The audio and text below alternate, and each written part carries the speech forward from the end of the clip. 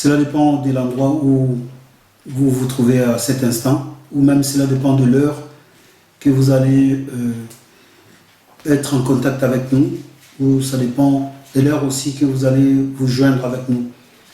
Certes, en ces moments, nous sommes toujours obligés de passer par ces voies et moyens, parce que nous sommes encore toujours en confinement. Et Dieu merci, parce que le Seigneur a permis aussi qu'il y ait ces moyens pour pouvoir nous communiquer.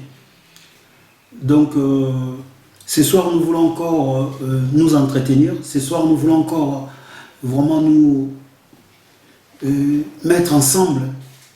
Et je sais que tu as l'habitude, je sais que tu as cette facilité de pouvoir te communiquer, te connecter plutôt. Et tu as aussi cette facilité de pouvoir appeler les autres, de pouvoir vous partager aussi, parce que c'est très important. Quand vous communiquez, quand vous connectez à nous, essayez surtout de partager pour que d'autres personnes aussi puissent en profiter. Nous sommes là comme des simples serviteurs.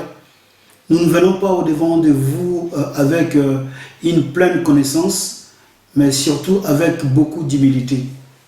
Et ce soir, vous qui venez de nous rejoindre, ou peut-être c'est pour la première fois que vous nous écoutiez, sachez que nous sommes l'église Chemin Vérité Vie. Donc nous sommes à Nice, précisément, dans la ville de Nice, en France. Et le Seigneur nous a fait grâce de pouvoir ce soir être ensemble avec vous. Que Dieu vous bénisse richement et soyez surtout le bienvenu dans ces moments que nous allons passer ensemble. Notre Dieu merveilleux, aujourd'hui, par la grâce de Dieu, je me suis encore mis au devant de vous. Normalement, ce n'était pas moi qui devais être là, mais le Seigneur a pourvu. Et le Seigneur a fait grâce. Moi, j'appelle ça une grâce. Quand je suis au devant de son peuple, j'appelle ça une grâce. C'est pour cela, moi, je suis dans la joie. Là où tu es, sois aussi dans la joie. Même si les choses ne vont pas comme tu le veux, mais sois aussi dans la joie.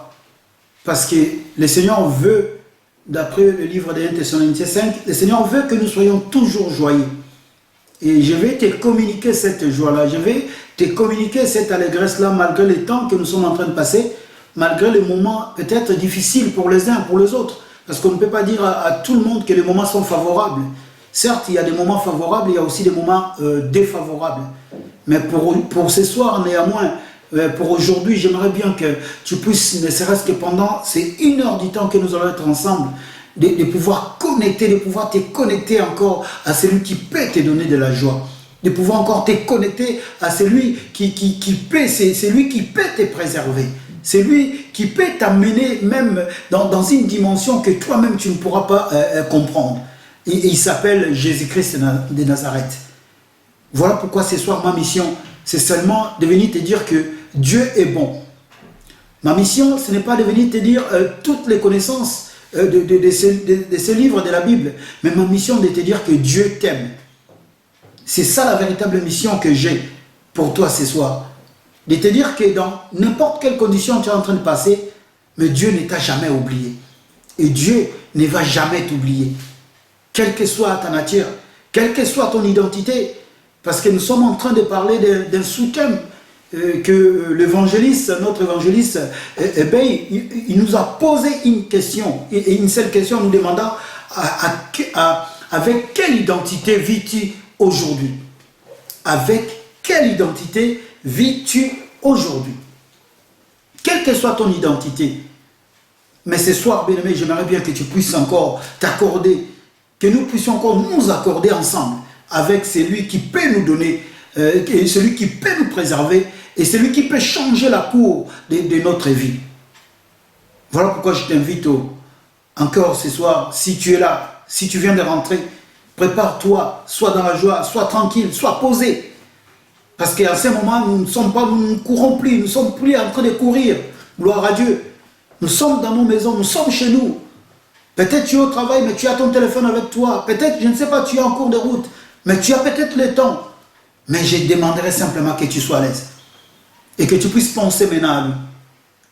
Et que tu puisses maintenant regarder celui qu'on appelle Jésus-Christ de Nazareth, le grand serpent. Celui que Moïse avait façonné et qu'il avait élevé, et que toute personne qui a été mordue par le serpent, et dès qu'il regardait le grand serpent, celui qui a, le grand serpent, celui qui a avalé le petit serpent de Pharaon, c'est lui qu'on appelle Jésus-Christ de Nazareth. Et nous voulons tous tourner nos regards vers lui. La Bible nous dit de remettre notre sort en lui, de faire de lui notre délice. Et lui, au retour, il nous donnera ce que nos cœurs désirent. D'après le livre des Psaumes, au chapitre 37, vous connaissez beaucoup, vous lisez beaucoup ces chapitres de Psaumes. Ce soir, je vous invite encore, bien-aimés dans le Seigneur, avec moi ensemble, que nous puissions rendre des actions de grâce à Dieu. Parce que si nous vivons, si nous sommes comptés parmi les vivants, si ce soir, bien-aimés, nous sommes là, avec tout ce qui se passe, laisse-moi te dire, oh bien-aimé, là où tu es, ce n'est qu'une grâce. Ce n'est pas parce que tu connais. Ce n'est pas parce que tu es fort. Ce n'est pas parce que tu as, je ne sais pas, un renommé. Non. C'est simplement la grâce de Dieu. Je viens encore te le dire. Non pas pour te frustrer. Non pas pour... Non, mais simplement si tu es vraiment un enfant de Dieu. Ou si tu es vraiment cette créature qui comprend qu'il y a une force supérieure qui existe. Ce n'est que par sa grâce. Ce n'est que sa grâce. Voilà pourquoi il n'a pas hésité ce jour-là de dire à un homme qui était si puissant, de lui dire, ma grâce te suffit. Ma grâce te suffit. Comme la grâce du Seigneur encore nous suffit ce soir, nous voulons de tout notre cœur incliner nos têtes et remercier le Seigneur. Nous voulons lui dire un grand merci, parce que cette grâce est imméritée. On n'a rien donné, on n'a rien payé, on n'a rien fait.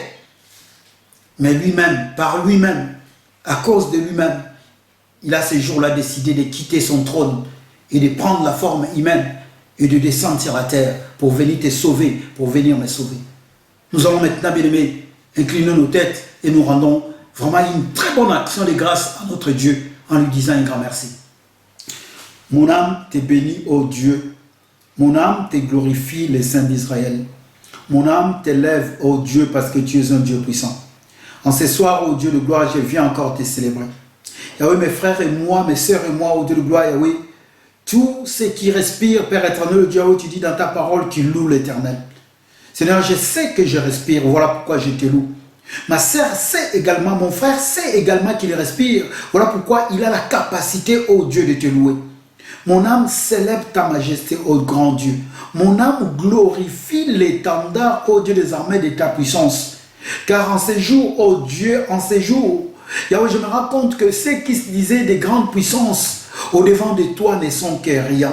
Ceux qui se disaient, ô Père éternel Dieu, le première puissance même de la terre. Aujourd'hui, Père éternel Dieu, je me rends compte, moi je me rends compte que Père éternel Dieu, ils ne sont que rien au-devant de toi. Et je reconnais, Père éternel Dieu, que tu es juste et que tu es fidèle.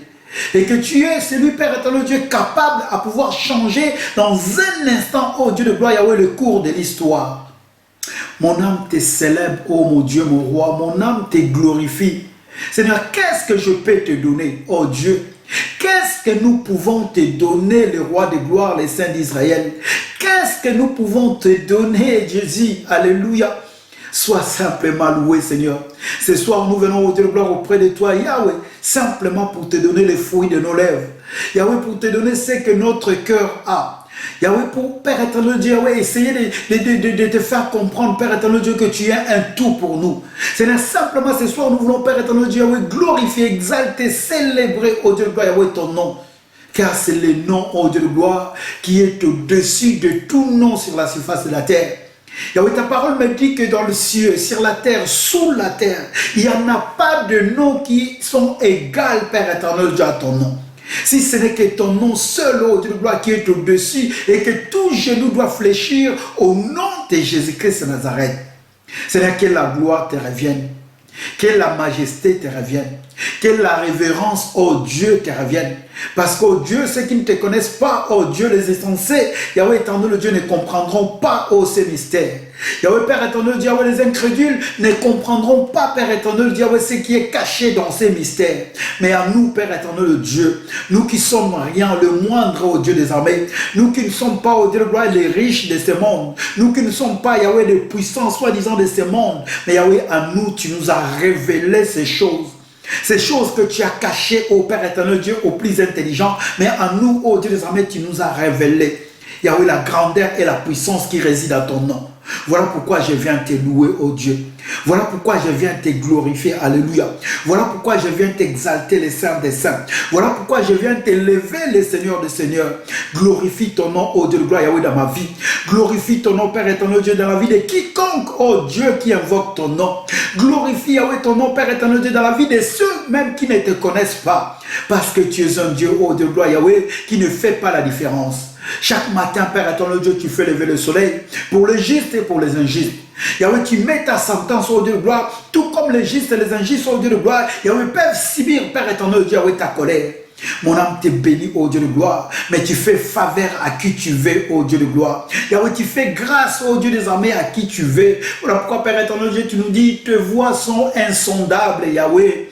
Tes voies ne sont pas nos voies et tes pensées ne seront jamais nos pensées. Seigneur, je viens encore m'accouder à toi, ô Dieu de gloire, Yahweh, ce soir. Seigneur, j'amène avec moi ma famille, j'amène avec moi, éternel Dieu, l'église, ô Dieu. Cette église que toi, Père éternel Dieu, tu as rachetée à un prix inestimable. Mon âme te loue, mon âme te bénit, mon âme te glorifie, ô Dieu des armées. Mon âme t'exalte, alléluia, aux âmes, parce que tu es un Dieu puissant, parce que tu es un Dieu merveilleux, parce que tu es au-dessus de toutes les choses, parce que tu es le seul créateur, parce que tu es un Dieu incréé, parce que tu es le Dieu, ô Dieu, qui connaît toutes les choses avant même que la chose arrive. Dieu des bontés, ce soir, éternel Dieu, voici mon frère, voici ma sœur, voici celui, Père éternel Dieu, qui, Père éternel Dieu, en ce moment a fléchi ses genoux. Yahweh, qui en ce moment, Yahweh, a fléchi au Dieu de gloire. Yahweh, éternel Dieu, a incliné sa tête afin de pouvoir te rendre des actions de grâce.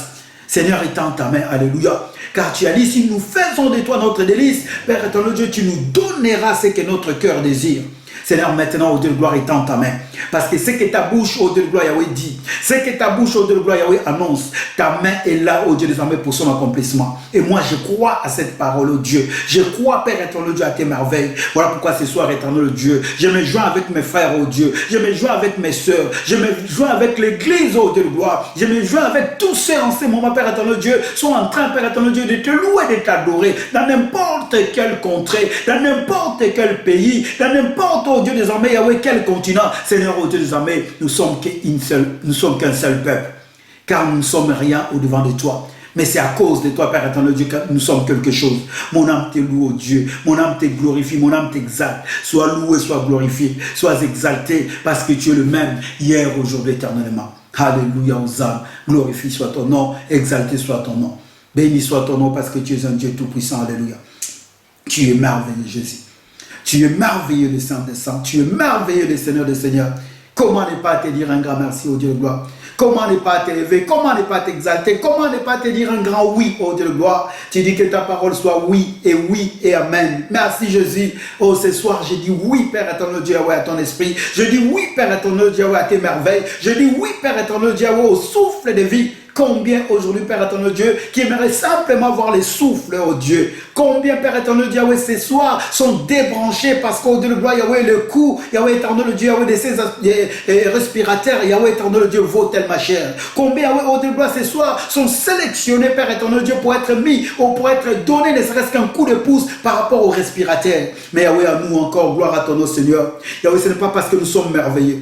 Yahweh, ce n'est pas parce que nous sommes mieux que les autres. Mais Yahweh, ce n'est que ta grâce, ô Père. Ce n'est que par ta grâce, oh Dieu, que nous puissions encore respirer sans pour autant voir quoi que ce soit à côté, oh Dieu. Mon âme te loue, mon âme te glorifie, parce que c'est toi qui es le maître des temps et c'est toi qui es le maître des circonstances. Mon âme te dit oui, Seigneur. Mon âme te dit oui, les saints des saints. Mon âme te dit oui, les seigneurs des seigneurs. Tu es un Dieu au-dessus de tous les dieux. Oh, sois loué, sois glorifié, sois exalté, parce que tu es un Dieu merveilleux. Alléluia, aux âmes. Je dis oui, oui, oui. Je dis oui, oui, oui. Je dis oui, Seigneur. Je dis oui, Seigneur. J'ai dit oui, oui, oui pour ces moments. J'ai dit oui, oui, oh, j'ai dit oui, j'ai dit oui, oui, oui, j'ai dit oui, Seigneur. J'ai dit oui, Seigneur. J'ai dit oui, oui, oui pour ton esprit. J'ai dit oui, oui, oh, j'ai dit oui, oui, oui. J'ai dit oui, Seigneur.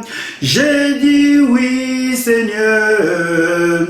J'ai dit oui, oui, oui pour ton esprit. J'ai dit oui, oui, oh, j'ai dit oui, oui, oui, j'ai dit oui, Seigneur. J'ai dit oui, Seigneur. J'ai dit oui, oui, oui. Dieu, mon âme te bénit. J'ai dit oui, oh Dieu, à ton esprit. J'ai dit oui, Père éternel, le Dieu Yahweh, à tes bontés. J'ai dit oui, Père éternel, le Dieu Yahweh, à tes corrections. J'ai dit oui, Père éternel, le Dieu Yahweh, à tout ce que tu réalises dans la surface de la terre. Car c'est toi l'auteur de toutes choses. Adonai, le Dieu créateur, l'univers, ô Dieu, est entre tes mains. Voilà pourquoi mon âme vient soupirer auprès de toi comme une biche soupire auprès d'un courant d'eau. C'est là maintenant que ta gloire se manifeste. Je m'abandonne entre tes mains, ô Dieu. Ces courts instants, Père éternel Dieu, laisse simplement, ô Dieu, que cette parole puisse, ô Dieu, gloire, pénétrer, cette parole qui est capable, Yahweh éternel Dieu, de pouvoir séparer, ô Dieu, moi les jointir. Seigneur, laisse maintenant que cette parole qui est capable ou qui est acérée comme un couteau à double tranchant, oh Dieu, que cette parole puisse avoir son effet. Seigneur, j'ai une bouche, mais je sais, oh éternel Dieu, c'est toi qui vas l'utiliser maintenant. Seigneur, utilise-moi comme un simple, oh de gloire ouvrier, comme un simple instrument, oh de gloire Yahweh, pour annoncer encore ta parole. Ton serviteur disait, il priait afin que les hommes prient pour lui. Et quand il annoncera tes paroles, que les oracles de gloire puissent encore sortir. Merci pour ces hommes et femmes qui prient. Merci pour ces hommes et femmes de gloire qui se sont donnés de gloire, même en cachette de gloire, qui ont prié, Père éternel Dieu, en coulisses, pour que ces moments soient un moment favorable. Je te bénis, Dieu de gloire. Au retour éternel Dieu, prends le contrôle de toutes les choses. Sois loué, sois glorifié. Partout dans le monde, oh Dieu, les hommes sont en train de t'élever et te glorifier. En ces moments, oh Dieu, les hommes sont, Père éternel Dieu, peut-être aussi en train, oh Dieu, de se poser des questions. Mais toi, tu resteras Dieu. Quoi qu'il arrive, oh Seigneur, tu resteras Seigneur. Rien ne peut t'ébranler, oh Dieu de gloire. Rien ne peut te bousculer. Le monde est bousculé, mais toi, tu n'as jamais été bousculé. Voilà mon assurance, oh Dieu. Voilà pourquoi, éternel Dieu, ma foi. Voilà pourquoi la foi, ô Père éternel Dieu, de ces hommes, églises que nous sommes, ô Dieu de gloire, assis, Yahweh éternel Dieu, sur cette ô Dieu de gloire foi, afin que toi, éternel Dieu, tu puisses encore nous magnifier, tu puisses encore, ô Dieu de gloire, Yahweh, nous amener dans une dimension autre. Ce soir, nous voulons communiquer cette parole, et que cette parole, Père éternel Dieu, qui apporte la foi, laisse que cette parole, éternel Dieu, Yahweh, soit puissante par la grâce de ton nom. Mon âme t'est bénie, mon âme t'est glorifiée au nom puissant et glorieux de notre Seigneur Jésus-Christ. Nous t'avons ainsi prié et nous te disons merci Seigneur Jésus-Christ. Amen.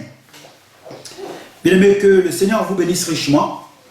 Ce soir, nous allons prendre peut-être 5-10 minutes aussi après notre, je dirais, une petite exhortation afin de prier. C'est vrai que ce n'est pas facile de prier en vidéo comme ça. Ce n'est pas facile parce qu'on est souvent tendance à regarder et non à prier.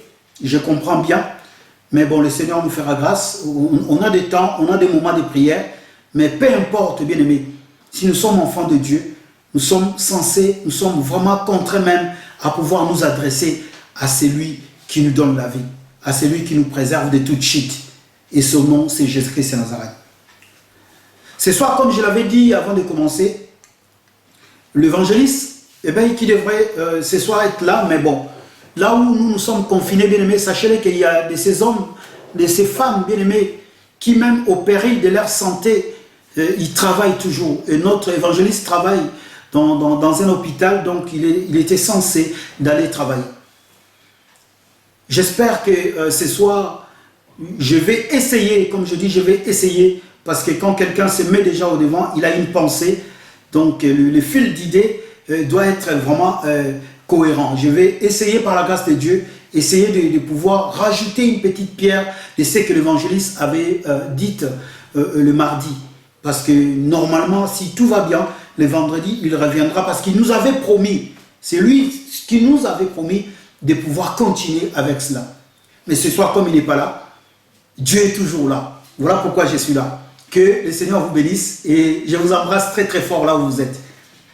L'évangéliste nous a parlé, il nous a posé une question en fait.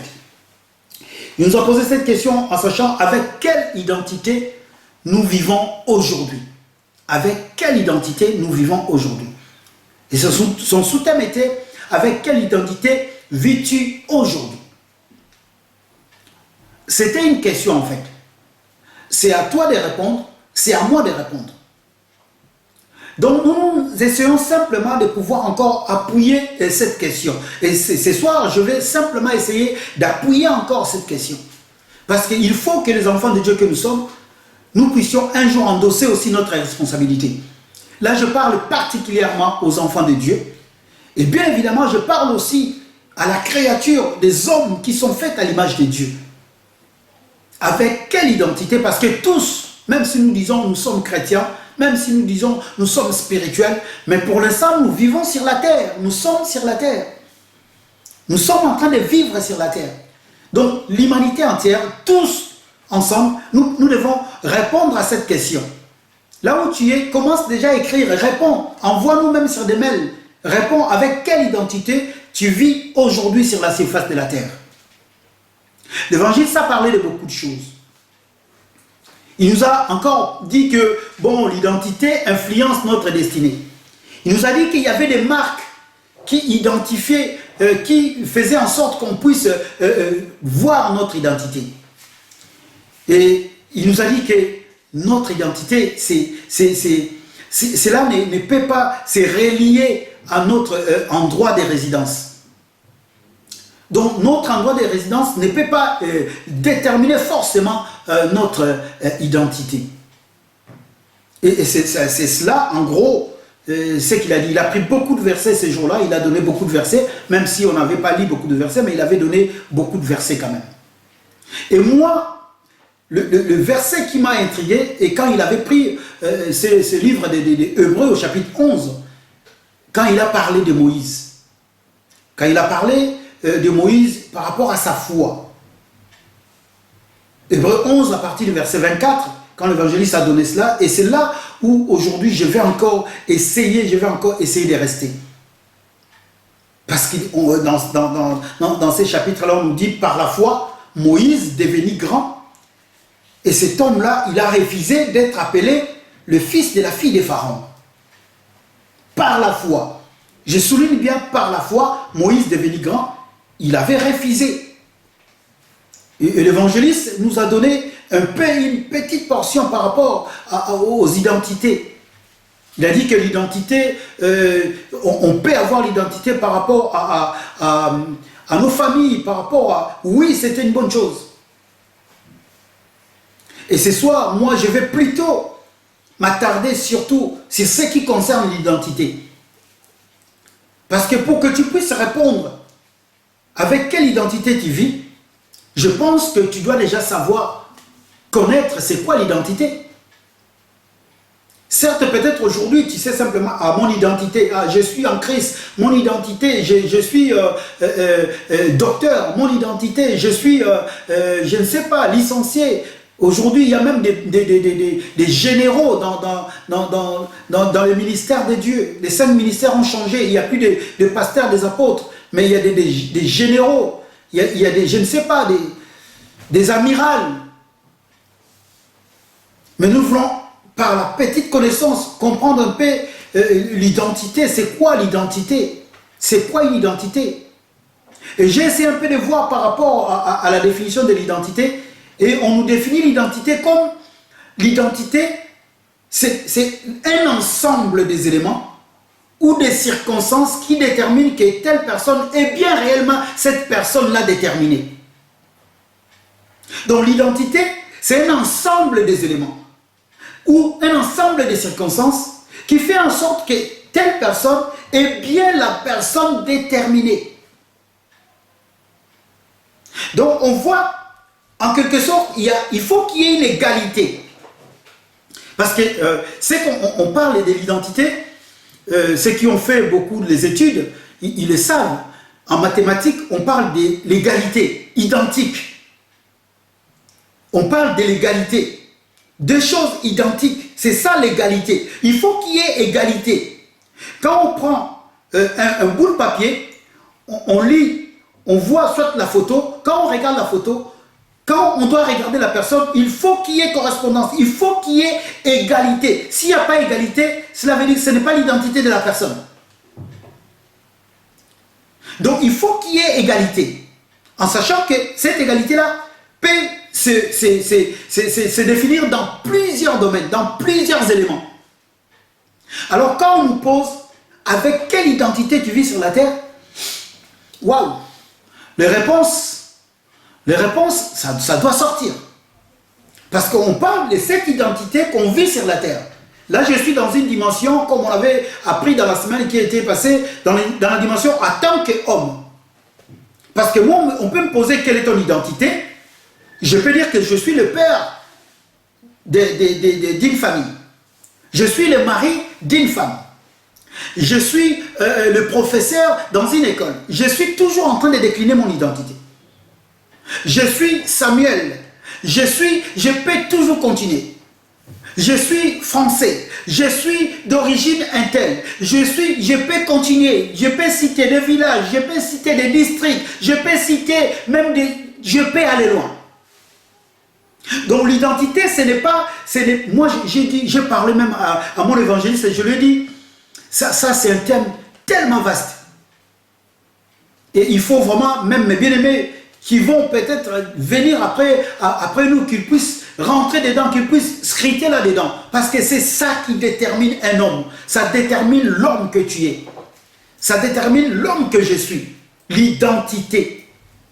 Avec quelle identité vis-tu aujourd'hui? Là, j'ai parlé que du mot identité en bref. J'ai parlé en bref du mot identité. Mais ce qui m'intrigue, quelque chose encore de plus puissant, avant même que je ne puisse ouvrir ma Bible, bien aimé, laissez-moi 2-3 minutes. C'est le mot aujourd'hui qui est derrière. Le mot aujourd'hui. Aujourd'hui, c'est juste un adverbe. C'est un mot, un adverbe. Mais quand on parle d'un adverbe, bien aimé, c'est un mot invariable. Mais ce mot peut changer le contexte du verbe auquel il suit. Ces mots peuvent changer et changent même la nature du verbe. Ils changent même la compréhension du verbe qu'il suit. Il peut changer même l'adjectif qu'il suit. Il peut changer même un adverbe autre qu'il suit. Ceux qui font les études, ils connaissent ça. Moi, j'ai appris ça quand j'étais à l'école. Donc, quand aujourd'hui vient derrière le verbe vivre, aujourd'hui change même le sens du verbe vivre. Rien que le mot aujourd'hui. Parce que quand on parle de vivre, on prend le verbe vivre. Cela veut dire c'est la vie d'une personne. Dès sa naissance, jusqu'à ce que la personne va mourir. Si la personne meurt en Christ, la Bible dit que la personne aura une autre vie. Donc sa vie continue. Mais rien que ces mots aujourd'hui, qui vient derrière ces verbes-là, change le contexte de ces mots-là, de ces verbes-là vivre. On ne dit pas demain, on ne dit pas après-demain, on ne dit pas la vie tout entière. Alléluia. Mais on est en train de dire simplement aujourd'hui. Pas hier, pas demain, mais aujourd'hui. Donc aujourd'hui, il change même les contextes. Je ferme rapidement cette parenthèse parce que je ne suis pas un professeur, je n'aurai pas peut-être beaucoup d'arguments après à vous donner. Mais ça m'a intrigué. On parle d'aujourd'hui. Que Dieu bénisse son serviteur. Parce que beaucoup de personnes aujourd'hui, ou beaucoup d'hommes, beaucoup de femmes, ils ont cette facilité-là de dire, j'ai le temps. Frère, mais attends, il dit non, moi j'ai le temps. Un jour, Dieu va me toucher. Non, aujourd'hui. Parce que notre Dieu, c'est un Dieu d'aujourd'hui. Demain, cela ne t'appartient pas. Demain, cela également ne m'appartient pas. Voilà pourquoi, avec quelle identité vis-tu aujourd'hui? Tu dois donner une réponse. Comme je vous avais dit, moi, je me suis vraiment... J'ai essayé de me caler par rapport à la vie de Moïse. Par rapport à ce que l'homme de Dieu, mardi, nous a démontré de Moïse. Que Moïse, qui était né après 3 mois, ses parents, suite à un événement, suite à une circonstance, on pu le mettre, le jeter dans l'eau, dans une corbeille. Souvenez-vous, j'ai dit tout à l'heure, l'identité c'est l'ensemble des éléments ou des circonstances. Donc du coup, Moïse, nous allons lire cela. Il faut qu'on lise cela. On va prendre Exode chapitre 2. Prenons Exode chapitre 2.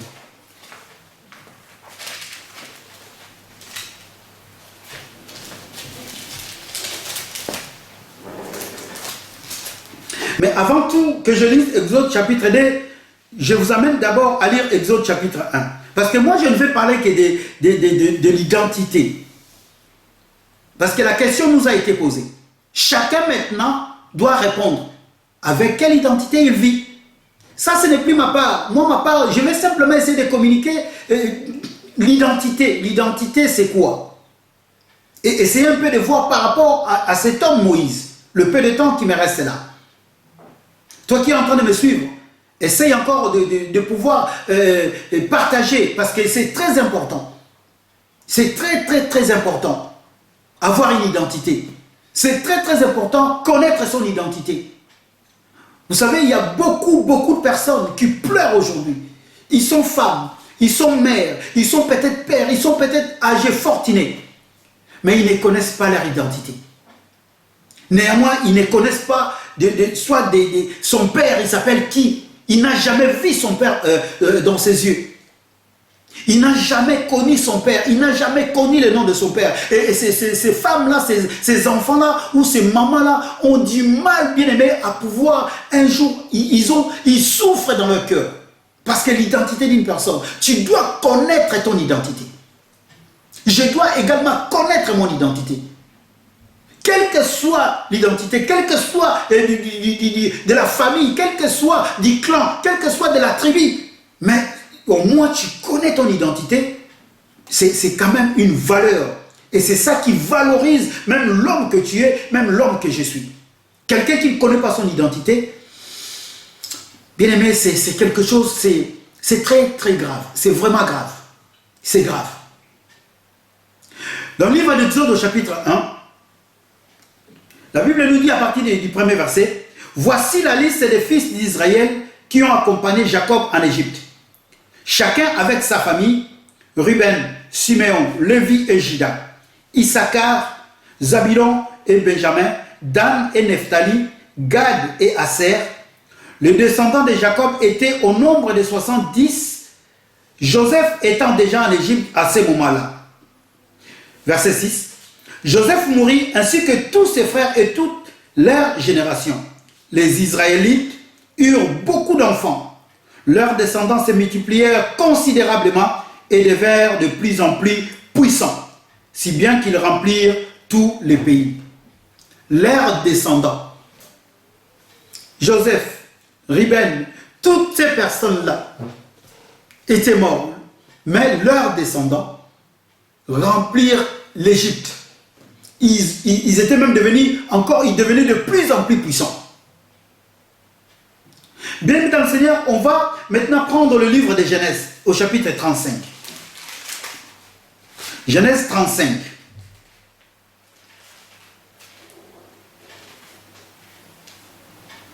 Je vais lire simplement le verset 23. Genèse 35 au verset 23. Jacob avait 12 fils.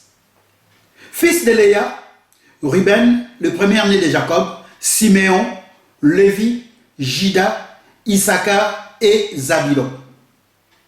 J'ai seulement lu ces 3 fils-là, mais il en a eu beaucoup, parce que ça, on donne simplement les fils de Léa, qui sont Ruben le premier-né, Siméon, et le troisième c'est Lévi, Juda, Issachar et Zabulon. Pourquoi je lis cela? Parce que je vais en venir en fait à l'identité de Moïse.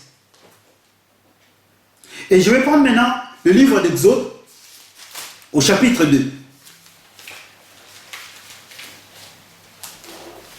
Je vais en venir à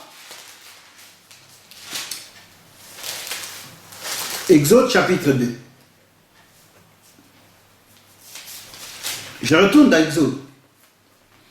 Exode chapitre 2 à partir du premier verset. La Bible nous dit, un homme de la tribu de Lévi épousa une fille de la même tribu. Elle devint enceinte et donna le jour à un fils. Elle vit que c'était un beau bébé et le cacha pendant 3 mois.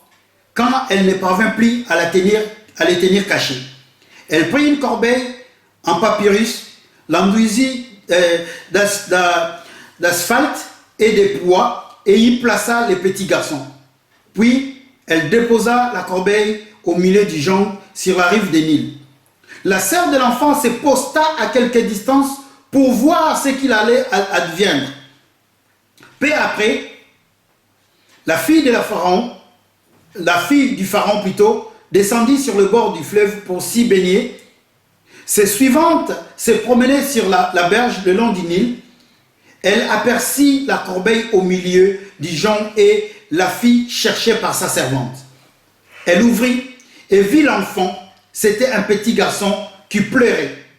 Elle eut pitié de lui et dit, c'est un petit des Hébreux. C'est un petit des Hébreux. Alors la sœur de l'enfant s'approcha et dit à la fille du pharaon, veux-tu que j'aille te chercher une nourrice parmi les femmes des Hébreux pour qu'elle t'allaite ces petits garçons? La fille du pharaon lui dit, va. La jeune fille alla donc chercher la mère de l'enfant. La jeune fille alla chercher donc la mère de l'enfant, donc la mère qui avait jeté son enfant sur le fleuve. La princesse lui dit, et même cet enfant-là, et allaite-le pour moi. Je te payerai un salaire. La femme prit donc l'enfant et l'allaita. Verset 10. Quand il lui grandit, elle l'amena à la fille du pharaon. Celle-ci l'adopta comme son fils et lui donna le nom de Moïse, qui signifie sorti, car, dit-elle, je l'ai sauvé de l'eau. Bien aimé, quand nous comprenons un peu ce que la Bible nous relate, nous voyons que Moïse, au départ, il est né d'une famille. Et cette famille, parce qu'il y avait des événements où il y avait des circonstances qui sont survenues à ces temps-là, et que tous les garçons devraient être tués. Et à ces temps-là, bien aimé, c'était le roi qui a donné ces décrets. Un pharaon, bien évidemment. Et cette maman-là, oui, bien évidemment, avec son mari, ils ont vu que leur enfant était tellement beau. Ils ont essayé de le garder pendant 3 mois, mais rien à faire. Ils ont dit, bon, maintenant, qu'allons-nous faire? On va remettre le sort de cet enfant à l'Éternel. Comme on dit, remettre ton sort à l'Éternel. Ils ont dit, bon, mais écoutez, on va prendre une corbeille, on va l'enduire pour que cela ne coule pas, on va mettre l'enfant dedans. Et on va le laisser sur le fleuve, peut-être là où il va aller, peut-être s'il va loin, dans leur pensée, peut-être s'il va loin, peut-être quelqu'un peut le recueillir. Et pourvu que cet enfant vive. Pourvu que cet enfant vive. Donc dans le cœur de ces parents-là, ils se sont dit, pourvu que cet enfant vive. Donc cet enfant avait déjà une identité. Mais quand nous voyons maintenant l'identité de cet enfant, il était bébé, il y a des éléments bien aimés qui sont venus bouleverser même son identité. Parce que si nous parlons de l'identité bien aimée, on ne peut pas omettre que le nom fait aussi un élément de l'identité. Le nom fait partie des éléments de l'identité. Or, on se rend compte que le nom qu'il portait Moïse et qu'il a toujours porté jusqu'à ce qu'il ait partir de la surface de la terre, c'est le nom qu'une Égyptienne lui a donné. Et de deux, cet enfant est né en Égypte. Cet enfant a grandi en Égypte. Donc, cet enfant, à l'âge adulte, il n'y avait rien qui lui empêchait de pouvoir dire que moi, je suis égyptien.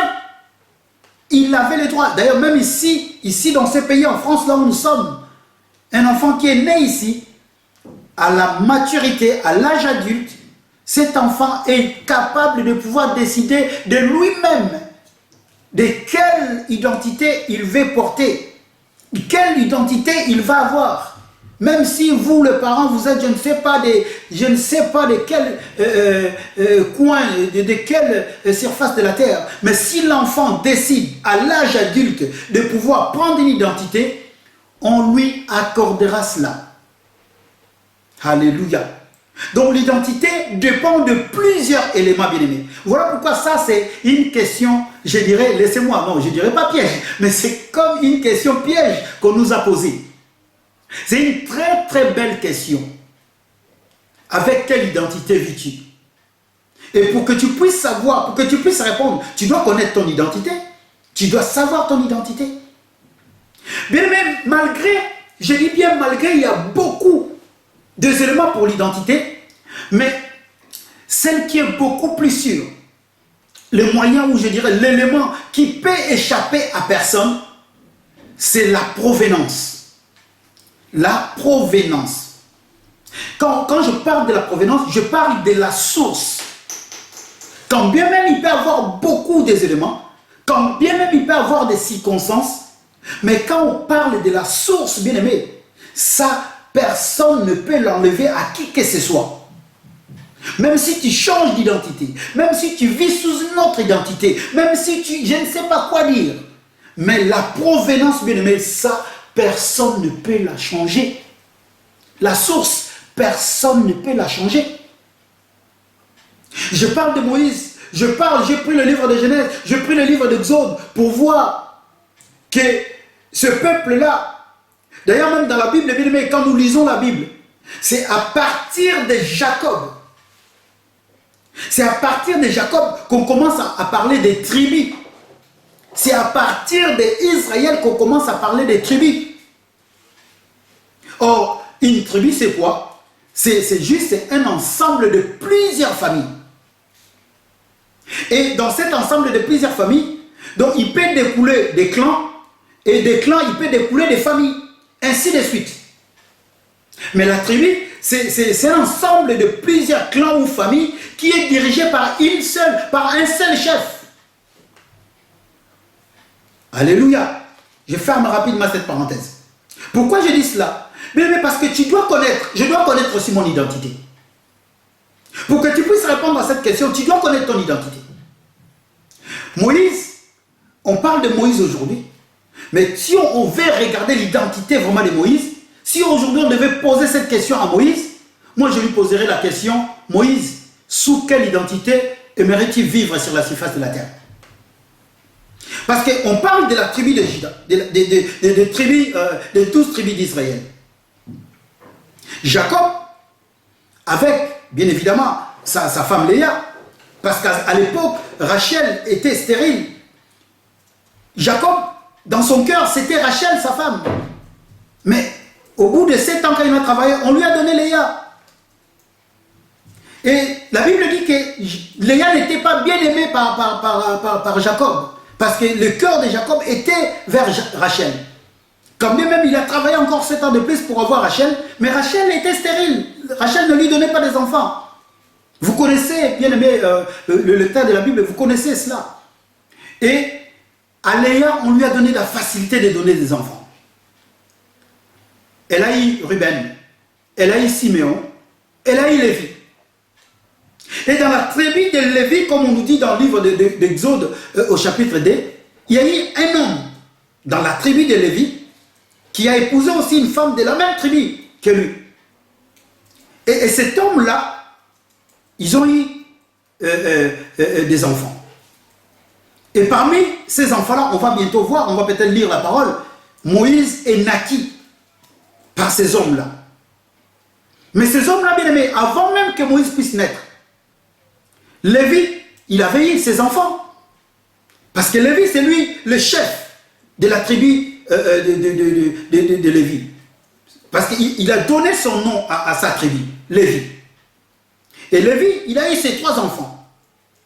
Il a eu, vous connaissez bien, il a eu Gershom, il a eu Kehat et il a eu Merari. Et ces 3 enfants-là aussi, bien aimés, ils ont eu aussi leurs enfants. Et Moïse, lui, il sort de la famille ou du clan de Kehat. Parce que Kehat avait eu aussi ses enfants. Et il a eu un de ses enfants qui s'appelait Amram. Amram. Donc Moïse, du coup, elle doit s'identifier par rapport aux Amramites.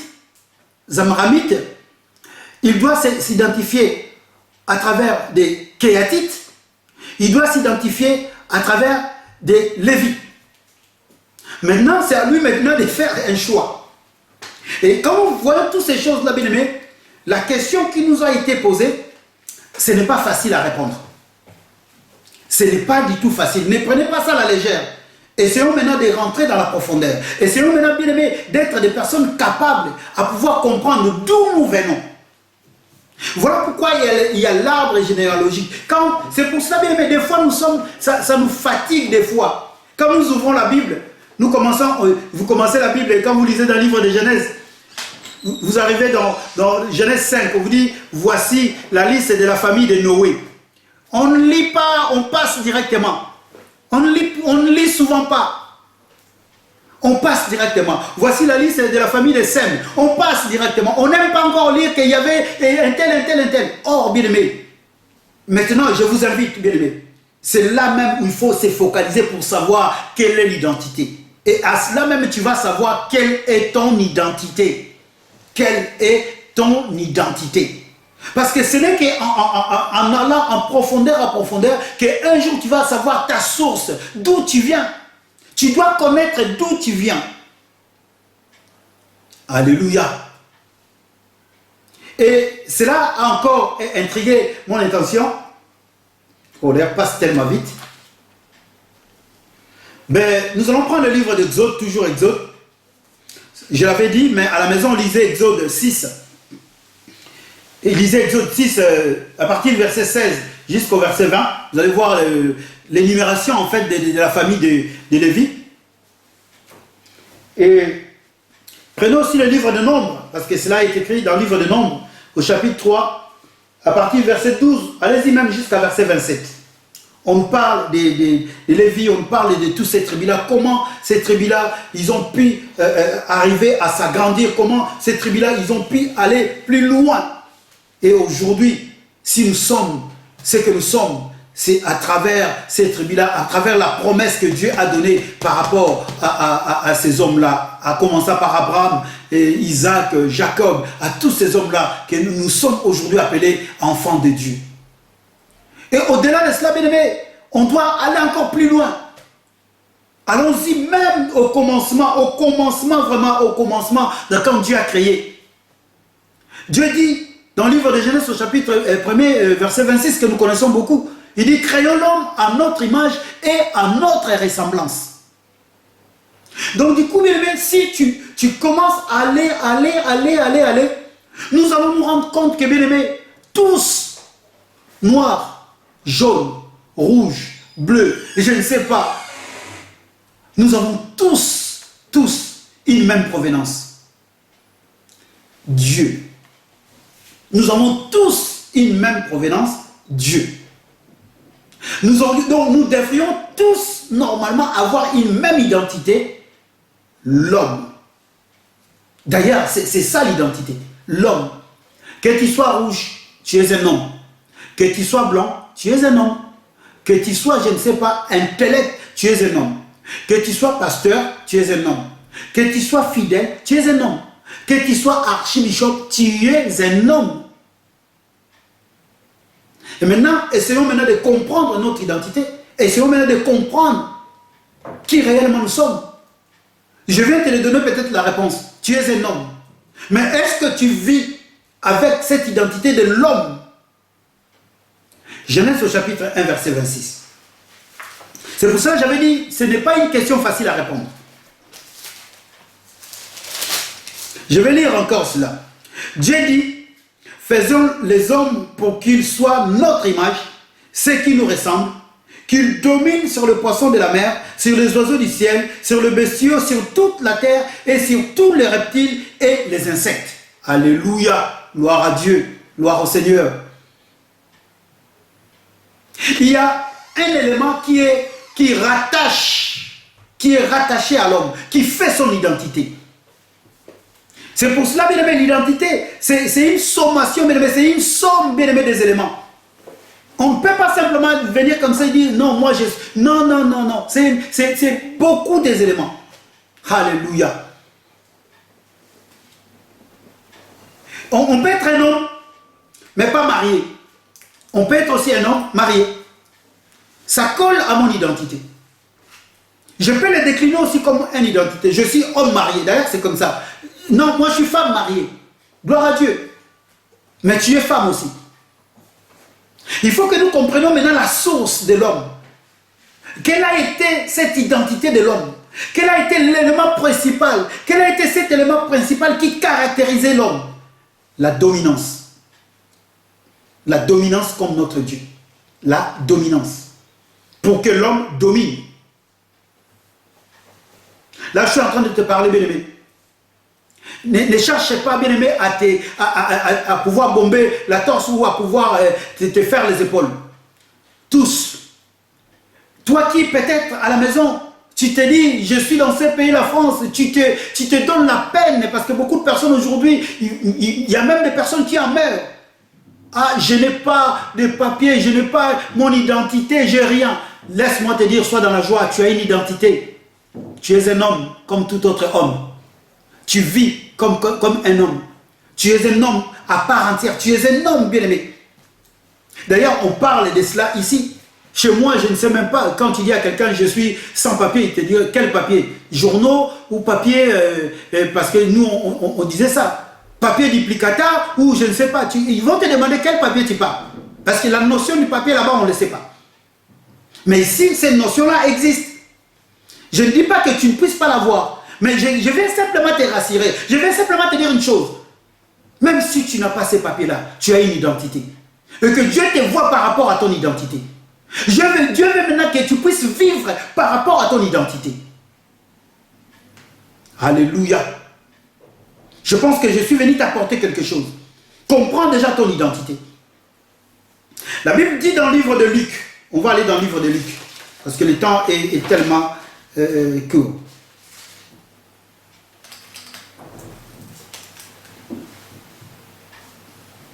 Allons-y dans le livre de Luc. Je vais prendre Luc au chapitre 2.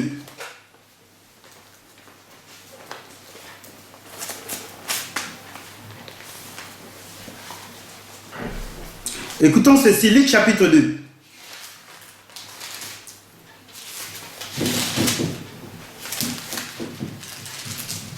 Je prends le verset, à partir du verset...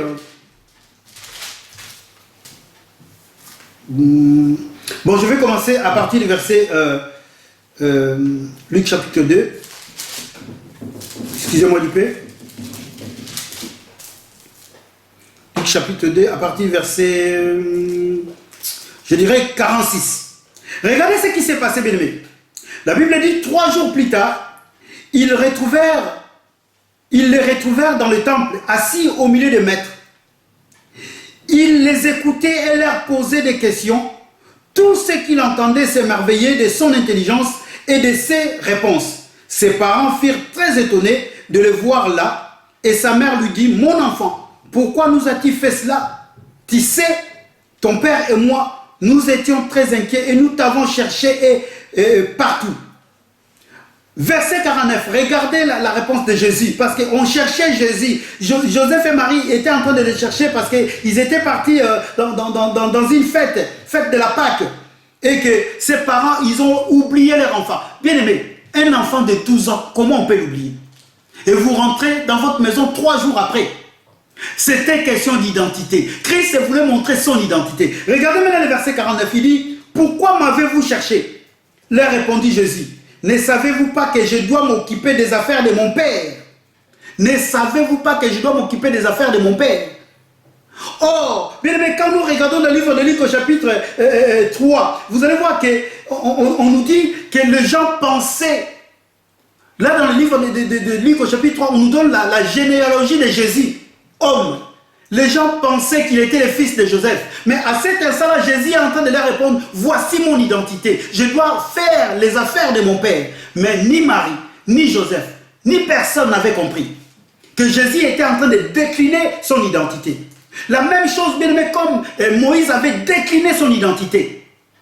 La Bible dit, Moïse devenu grand, refusa. Quand vous lisez le livre des Actes des Apôtres, bien aimé, Actes au chapitre 7, là-bas, à partir du verset 20, 21, 22, 23, vous allez comprendre que là-bas, on nous parle de Moïse. On nous dit, Moïse, dans le livre de Hébreux, chapitre 11, verset 26, on nous dit, Moïse devenu grand. Mais là-bas, on nous dit, Moïse, à l'âge adulte, il avait 40 ans. 40 ans. Donc Moïse était devenu grand à 40 ans. Jésus était devenu grand, bon, on dit homme, à 12 ans.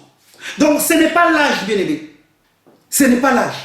Mais c'est le moment où toi tu reconnais. C'est le moment où tu es capable de reconnaître ton identité.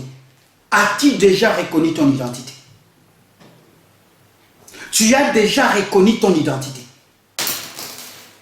Moïse était né hébreu, dans la famille des Hébreux, mais on l'a pris par une autre personne, on lui a même donné un nom, on lui a fabriqué, parce que la Bible dit que Moïse avait étudié, avait la connaissance égyptienne, il avait cette capacité, et il était même prêt un jour à pouvoir monter sur le trône. Moïse pouvait diriger l'Égypte. Mais à un moment, quand il est devenu grand, il a reconnu son identité. La source, bien aimée, tu ne peux pas le nier. Sache-le là où tu es. Quel que soit l'endroit où tu es un homme. Fait à l'image de Dieu. Alors maintenant, commence à réfléchir. Cet homme qui devrait dominer, est-ce qu'aujourd'hui tu domines? Si tu ne domines plus, Christ est venu pour cela. Christ est venu pour te redonner, pour que tu puisses devenir grand. Comme Nicodème, bien aimé. Un vieux papa, il ne comprenait pas. Nicodème ne comprenait pas. Il demande à Jésus, mais que dois-je faire? Je suis déjà vieux comme ça, que dois-je faire? Mais on nous dit, Moïse devenu grand. Je pense qu'aujourd'hui, je suis venu simplement t'ouvrir un peu une pensée par rapport à ta vie. Cherche à comprendre ton identité. Recherche-la. Recherche ton identité. Recherche-la parce que c'est très important. Ta vie en dépend. Ma vie aussi en dépend. Nous allons incliner nos têtes. J'espère que j'ai essayé de donner le peu que le Seigneur a mis dans mon cœur. Et nous tous, nous sommes là en train d'attendre. Nous espérons et nous sommes patients parce que comme la pensée est vraiment dans le cœur de notre évangéliste, lui, il sera là où nous amener. Parce que c'est lui qui nous a posé la question. Que Dieu vous bénisse. Nous sommes à la fin de notre programme, de notre culte. Et je vais, avant même de donner les annonces, je veux que nous inclinions nos têtes et que nous puissions remercier le Seigneur. Mais sache-la encore, tu dois comprendre ton identité. Recherche-la, ton identité, parce que tu as une identité. Tu as une identité là où tu es. Ne te fais pas de soucis, tu as une identité. Parce que tu n'es pas sorti de nulle part, tu es sorti de quelque part. Si on commence à chercher, on trouvera là où tu es sorti, là où je suis sorti également. Voilà pourquoi on ne doit pas, bien aimer, s'entrechoquer entre nous. Tous, nous avons une identité, là où nous sommes sortis. Amen. Dieu notre Père, nous te sommes reconnaissants. Nous voulons te dire un grand merci pour ces instants. Nous te disons un grand merci pour ta parole. Seigneur, enseigne-nous encore, au Dieu de gloire, à bien comprendre d'où nous sommes, qui nous sommes, pour que nous puissions, au Dieu, répondre à des questions peut-être qui peuvent nous être posées. Et pour que nous puissions, Père éternel, Dieu Yahweh, vivre sur cette sphère de la terre par rapport à ce que toi, tu as, au Dieu de gloire, Yahweh, mentionné pour nous. Tu as fait un projet, non pas de malheur, mais de paix et de bonheur par rapport à notre identité. Parce que nous sommes ton peuple, nous sommes ta créature, nous sommes ces hommes-là que tu as fait à ton image. Mon âme t'est bénie, mon âme t'est glorifiée. Dans le nom puissant et glorieux de notre Seigneur Jésus-Christ. Seigneur, laisse maintenant, au Dieu de gloire, que cette parole puisse toucher le cœur, que cette parole puisse convaincre, que cette parole, Père éternel, puisse corriger, que cette parole puisse apporter l'éclaircissement. Car, Père éternel, Dieu, en toute chose que nous pouvons faire, ce n'est qu'au Dieu de gloire une petite connaissance que nous avons. Et personne ne peut s'enorgueillir, car la connaissance enfle, au Dieu. Mais ce soir, je suis venu parler humblement de ta part, afin que toi seul qui es, au Dieu de gloire, l'auteur de la parole, que tu puisses impacter, au Dieu des armées, ton peuple. Car tu dis le jour que tu reviendras, tu viendras chercher celui qui a ton identité, celui qui te ressemble. Mon âme te loue, mon âme te bénit, Seigneur. Dans ces moments difficiles, Seigneur, au Dieu de gloire, étends ta main. Dans des hôpitaux, ô Père éternel, Dieu, partout là où les hommes sont en train de pleurer, partout là où les hommes ne te connaissent pas encore, ô Dieu, Yahweh, étends ta main. Parce que chacun doit arriver à connaître son identité. Mon âme te loue, ô Dieu, parce que tu es venu sur la terre pour cela. Tu es venu pour nous redonner l'espoir, ô Dieu, pour nous redonner encore la joie de vivre, ô Dieu. Mon âme te célèbre, parce que tu es Dieu, Dieu de toute bonté. Sois loué, sois glorifié. Dans le nom puissant et glorieux de notre Seigneur Jésus-Christ, nous t'avons ainsi prié et nous te disons Amen. Je vais, ce soir, pour finir, donner une annonce particulière. Depuis tous ces temps, bien aimés, nous ne savons pas quand est-ce l'église, on va encore retourner à l'église pour prier ensemble. C'est vrai que cela cause peut-être l'amalgame au niveau des hommes, au niveau des peuples de Dieu. Comment ça se fait, on n'est pas à l'église, que les hommes de Dieu peuvent demander de l'argent, peuvent demander les offrandes. Bien aimés, nous devons comprendre une chose. Nous ne sommes pas à l'église, mais les locaux, les frais, nous devrons le payer. Nous ne savons pas quand est-ce que nous allons rentrer dans l'église, là où nous avons l'habitude de donner nos dons, de donner nos dîmes, de donner aussi nos offrandes. Mais pour l'instant, nous avons quand même arrivé à créer un compte où, je dirais, les enfants, ceux qui travaillent sur les médias, ils ont vraiment fait un lien. Cela va vous être communiqué. Cela va être aussi dans notre page Facebook. Donc, il y a un lien pour faire vos dons, des dîmes et des offrandes. Cela est à votre disposition. En fait, quoi? Vous allez simplement suivre les liens en cliquant sur les liens. Vous n'aurez qu'à suivre, je dis bien vous n'aurez qu'à suivre les instructions qui vous seront demandées afin de procéder au paiement. Il n'y a rien à dire. Vous suivez les instructions et en finalité, vous allez procéder au paiement. Donner, bien aimé, c'est très important. Nous avons maintenant les moyens, même si nous ne voyons pas, nous pouvons donner par rapport à travers ces liens qui nous est donné. Par contre, s'il y a des difficultés, si vous avez quelques questions à poser, le service des médias est à votre disposition. Téléphonez, vous avez des numéros et vous serez informés. Que Dieu vous bénisse.